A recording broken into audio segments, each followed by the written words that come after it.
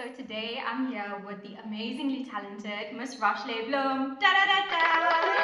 Welcome, Roch-Lè. Thank you for having me. Thank First of all, this is super cool. Thank I you. love this. Thank you so much. Thank you for being here.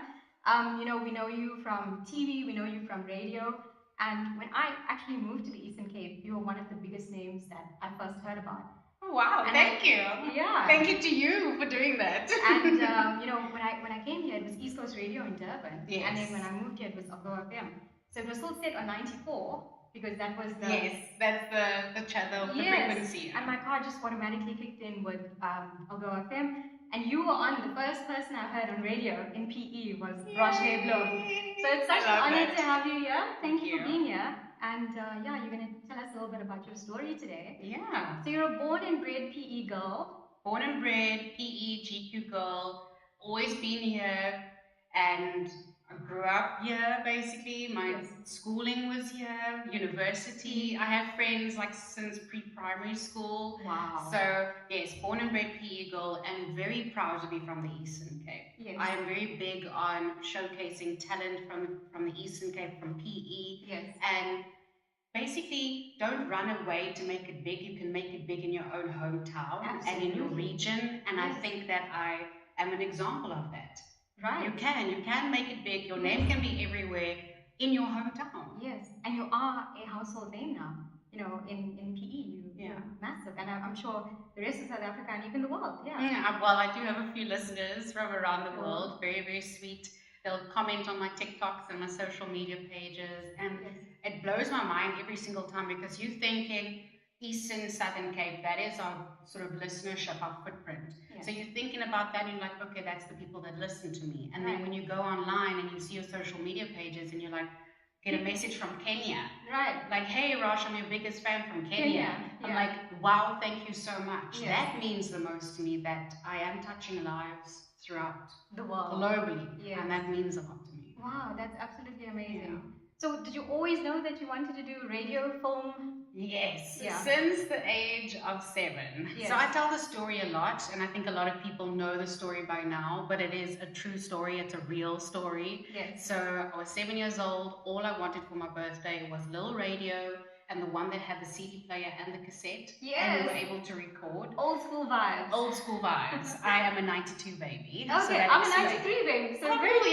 Yeah. Okay, cool. Very, very close. So then I got this radio for my birthday from my parents, and I was so excited. Yes. And then I found out that you could record yourself on this radio.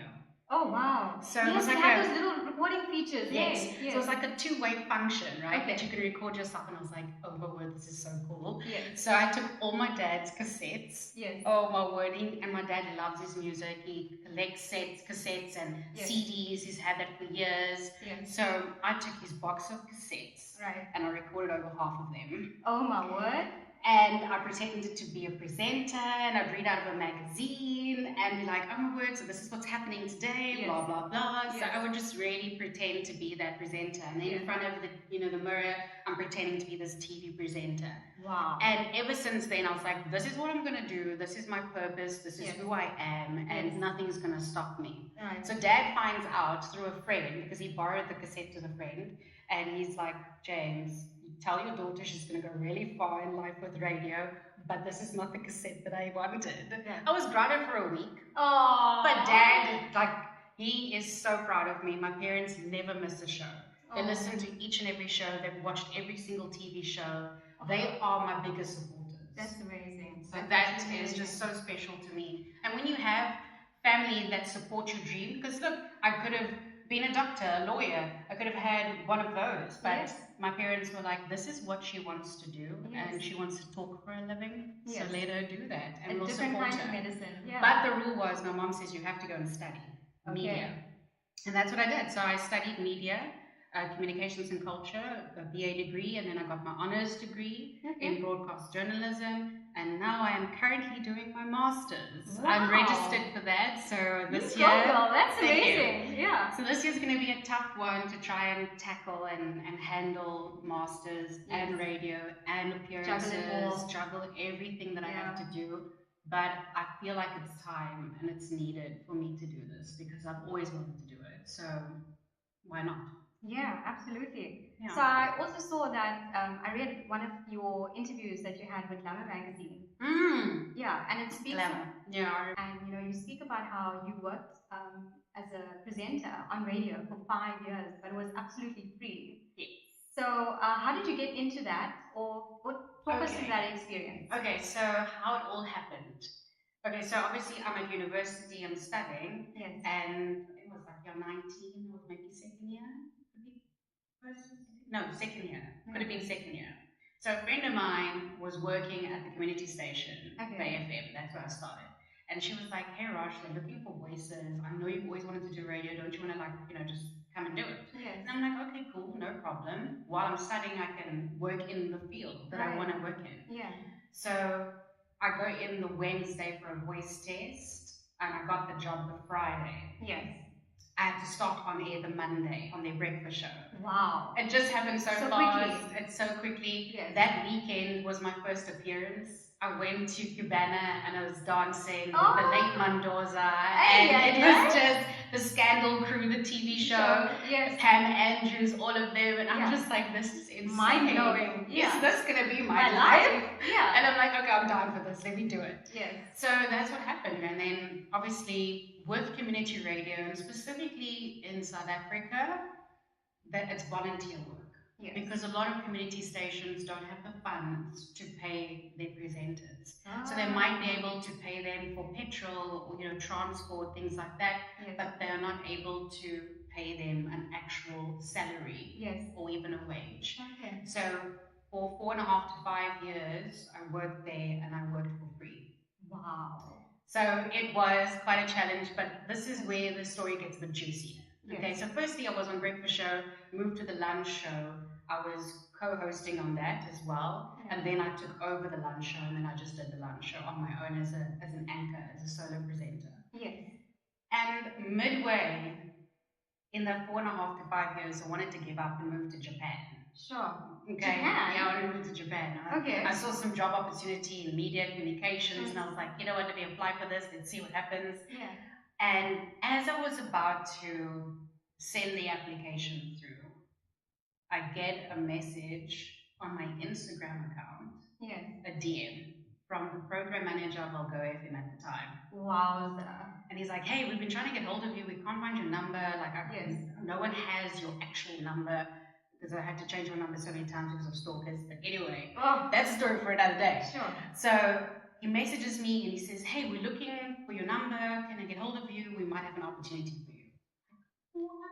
This is insane. And the timing is perfect because I was ready to go to Japan. Right. So anyway, that happens. I go for the interview. It wasn't even long. I had the interview done with the MD, Alfie J, the now MD, Alfie J, and then the program manager at the time.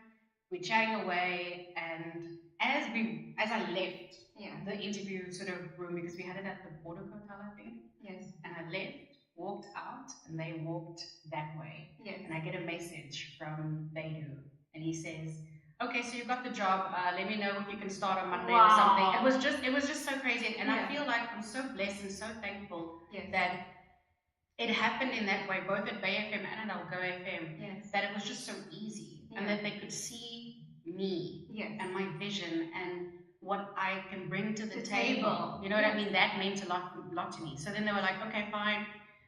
You starting soon." Yes. And that Friday, I had to say goodbye to everyone at Bay FM. It was the saddest thing ever, and I cried on air.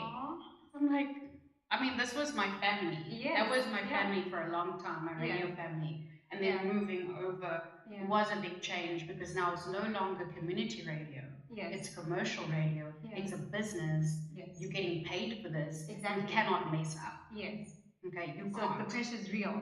So the point of the story is, if I had to give up midway and go to Japan, I would not have had that opportunity at Algo FM to be poached, firstly. Secondly, I would not be able to fulfill my dream and my purpose on this earth. Yeah. So it is so important to just follow your gut at all times and to work hard and be determined. And if you feel like it's just becoming too much, I'm like, I can't see it. I can't see my dream. Yeah. you are going to reach it. You're going to Yes. reach those goals. You Yeah. just have to be focused Yeah. on it and never give up. That's the main thing. Like I was about to. Yes. I was about to give up, and then I got that DM. But persistence is really key It is. to anything in life. You know, there's so many Yeah. people, like some of my mates now started a YouTube channel and they do like 2 videos and then they quit. And they're like, oh no, it's just not for me. I'm like, just do it. But you haven't tried, yeah. Just see do what it more and happens. more, and then in time, one thing is going to click, and then you know you'll be on your way. Just see what happens. So when you joined BFM, you were part of other presenters, and then you got your solo show, Yes. right? Yes. What was it like having your solo show? Because now on Go FM, you're also a solo presenter. It was amazing. I Yes. was waiting for that opportunity. I work well with people. I'm a team player, but I feel like I shine more when I'm on my own. Right. And I'm able to really give my whole personality. Yes. You know, just because you're bold and you're bright and you're out there. Yeah. Thank you. And I mean, with Algo FM, I started on the Saturday lunch show because obviously I was new, so I couldn't just go straight into everyday radio, weekday, every day. Yeah. So that was like for 2 years, I think I was doing that. A year, 2 years, maybe 3. I can't even remember now because I'm with Algo FM for more than 6 years now. Wow, it's a long time. That's amazing. Yeah. Yes. And then I stayed on Saturday lunch. Then I was on Saturday lunch. Then they moved me to Drive Show with Roland Gaspar, who's actually my best friend. He's amazing. Love Roland. And I've seen him doing stand-up as well. Yeah, he's absolutely hilarious guy. Yeah. Funny enough, people need to go do their research about Roland Gaspar. He's an actual actor, like a South African actor. He has a Wikipedia page, okay? He's a famous guy. So you need to go and check that out. But yes, we became best friends, and what I loved about that co-hosting with him is that we both powerful on our own, and he made me shine and I made him shine, and we just worked so well together. We were really team Roro. It just worked so well together. Right. Then they split us apart. Yes, because obviously I was on Sunday breakfast, and then I moved back to Saturday lunch. Then they split us apart because I had to move to 9 to 12 doing my own solo show. Yes. That for me was a big deal in my career. Yes. Because I am the second female in the history of Algo FM to do that time slot. Wow. The last female was Jill Stewart, who is an icon in our industry. Yes, yeah.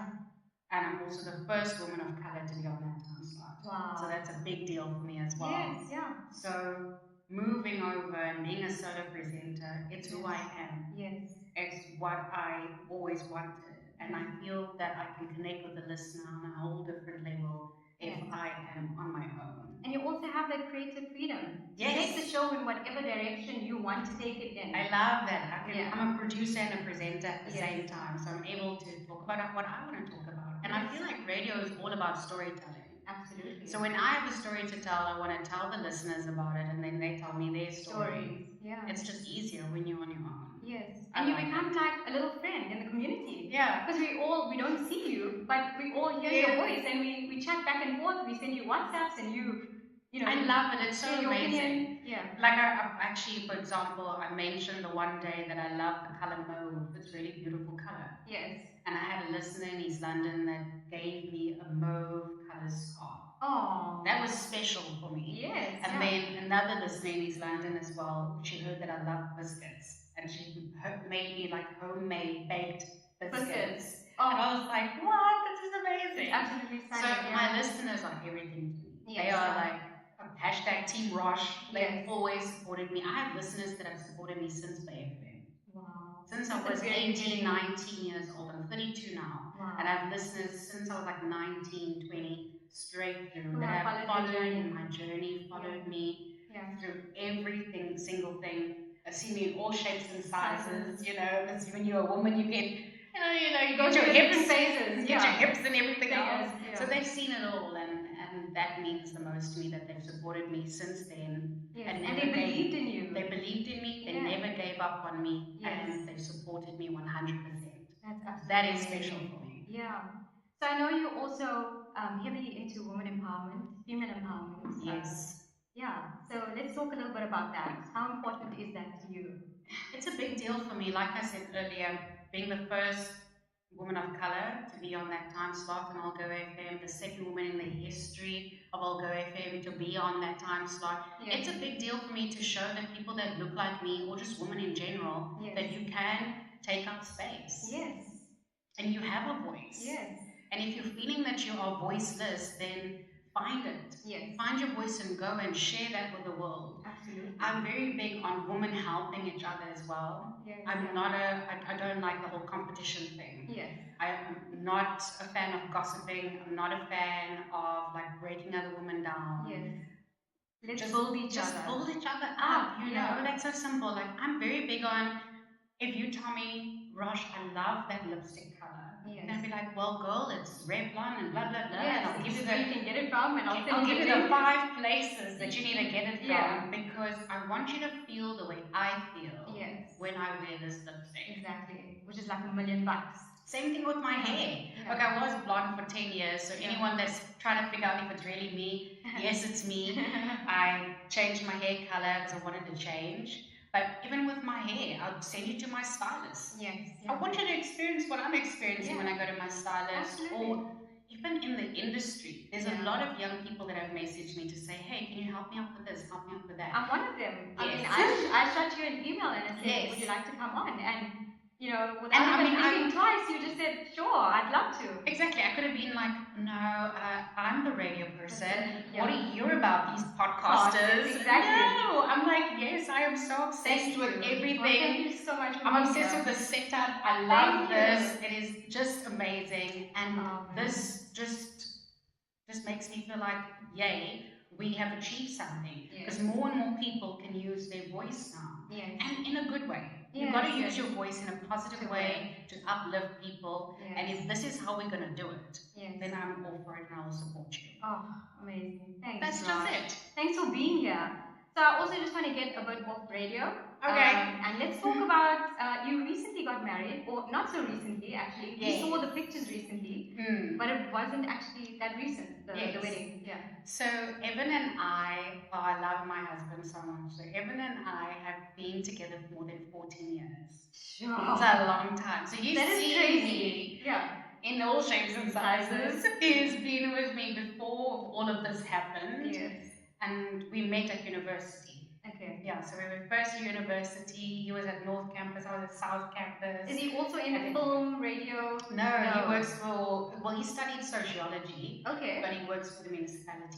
So he's completely different out of my, he's not in my industry. Yes. Which is actually a good thing if you think about it. So, yeah, we've been together for a long time and he supported me. Yeah. He really is a proud husband. Like, he will tell everyone how he really feels about me and my industry and what I do and what I bring to the table. He's such a huge supporter of that. That's absolutely amazing. He's my pillar of strength, and I can always run to him and go, well, this is what was said, or this is what, and he'll be like, well, you're the best of the best. So he's my hype man as well, so I love that. So we got married in 2021. Okay. We did the legal part because we had to postpone our wedding 4 times due to COVID. Oh no, yes, yeah. It was just crazy time. Gosh. And we obviously didn't know what was going to happen. So we got the legal part done in 2021, and then last year we did the celebration. Okay. Where we could have everyone together, the whole family. That's fixed, So I can get pictures. Yes, the wedding pics that I saw, That's what I needed. Stunning, yes. Yeah, so that was the main thing for me, is to have at least something to show.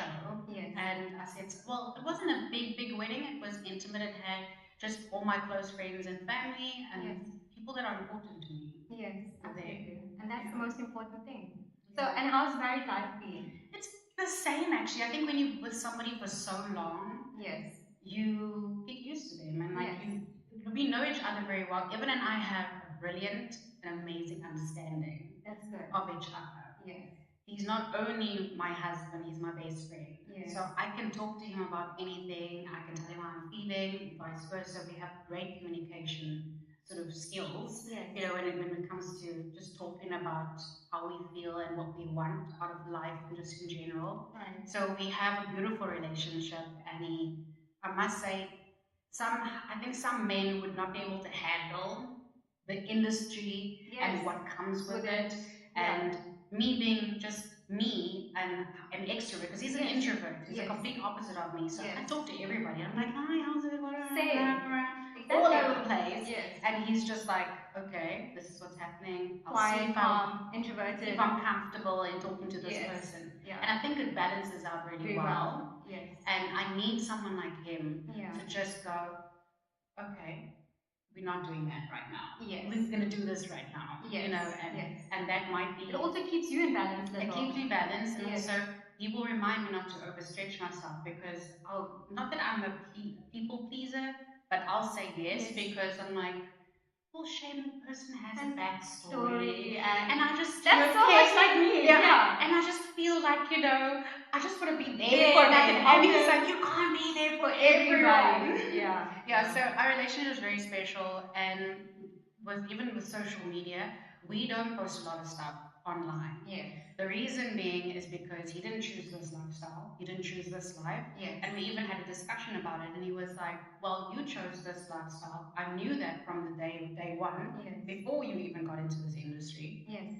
But I have me being like me as an individual that does not want to be in the limelight, and you okay with that. Yes. So we can share what we want to share, yes. but that this is our sanctuary. Yes. This is our peace. Yes. And I respect him. Yes. I respect him, and I mean he has his social media accounts as well, but he's not going to post every day. Yes. He's just not that person. Where for work, I have to post every single day. Yes. So sometimes he's not in the mood, and he doesn't want his face everywhere. Absolutely. And it just protects us. Yes. That's why we've been together for so long. It keeps it a bit sacred. Yeah. No, it's special to me. So yeah, people have access to my whole life. Yes. And I just want to keep my private life private. Because you've also been in the public eye for years. If your journey at BFM started when you were 18, then 19. Sure. You've been in the public eye for a very long time. Yeah. And you've been sharing pieces of your life along the way. So even the listeners know, you know. Yes, I've been sharing a lot of versions of my life and versions of me as a person. Yeah. And it's not that I don't want people to have access to it, because I mean that's how people get to know you. Yes. You know, but there are some areas of my life that I want to just keep to myself. Private. And I want to be respected for that. Absolutely. Yeah. So Roch, it's 2025. What's next for you? What plans do you have for this year? Okay, so this year, like I said, is a study year. It's an academic year. So I'm doing my master's this year, and then obviously want to continue doing my mentorship program. So I have a broadcasting mentorship program where I help aspiring broadcasters or media personalities. That's incredible. To strengthen you know, their skills and to kind of like find their feet, what they're really interested in the media industry. And I'm very proud of this. One of my sort of mentees, I would call it. Yes. He is now on I'll Go FM. Wow. Yes, he is. He started at Bay FM and he went to I'll Go FM. He's working That's with incredible. me. So I'm a very proud mentor. I'm a very proud teacher right now. So Mark Gillespie is on I'll Go FM now. He's doing a nighttime show, but you grow. And he's young. He's one of the youngest. I think he's like early 20s. And I'm just really proud that I had a hand in that. So that is what I want to do more of this year. I want to just continue creating and molding amazing broadcasters and people to fulfill their dreams. So I want to do that this year, and then obviously just, you know, not focus too much on. I think it's important that you have short-term goals, if that makes sense. So I have my short-term goals, I have my long-term goals, but I really want to live in the moment more this year. I really want to live in my peace more, and I want to make time for family and friends, because we do not know our tomorrow. So I've really been focusing on, okay, yes, I got my business, I got so many other things I need to do, a lot of social media campaigns lined up, brand collaborations, all of that. But in between, let's make more time for the people that are important to us and for you. You know, make some more me time, because last year and the year before, I don't even think I had me time. I was traveling, I was all over the place, I was so busy, and it tired me out. So this year is really, I'm focused on rest and recuperation. And I think just realigning, refocus, and like I said, just living in the moment. Yes. I really just want to do that more often now. Yes. And buy less shoes and clothes, my friend. Oh. Because my wardrobe is You are just... absolutely stunning, though. You are Thank absolutely you. stunning. So yeah, thank you for being here today, Roch. It was absolutely incredible having you here. Thank you. You for sharing your story. As I said, you were one of the first people I actually heard when I got here. So you are just as incredible as I imagined. Thank you. So are So, you. I feel like we're made friends forever. So yeah, thank you for being here, and we look forward to your adventures to come. And please come back. Thank you. I will come back. Thank you very much. Hopefully this will also take off, and it'll be a bit more successful. We'll have a proper studio at some point. Perfect. Follow, subscribe, do what you need to do, because we need to support each other out here. Absolutely. Amen. So thank you, Roch, and take care. All right, guys, it's been great. Mwah!